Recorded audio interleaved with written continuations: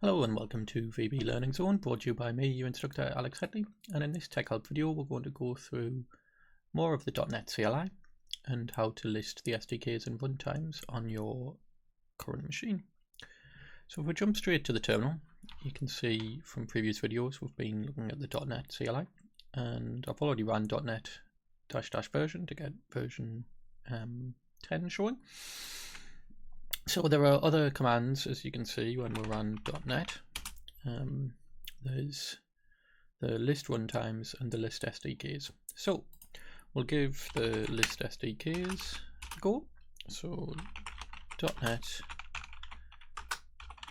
list SDKs, and as you can see on my machine I've currently got version 8, 9, or 2 versions of 9 and version 10. So you can install multiple versions of .NET, and new versions are released when patches and new features are added.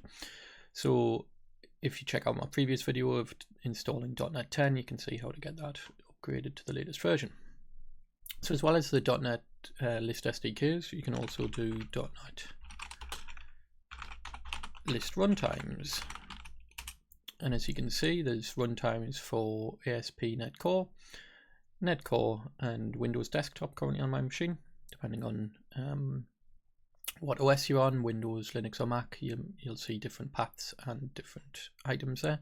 But this is really handy to check that you've got the correct version or the matching version that you need for the application that you're running. So for instance, you might be running someone else's app that targets a specific version. You need to make sure you've got that installed on your machine first. So if you go to the download site, you can download specific versions that you need. But yep, that's it for today's lesson. Thanks very much.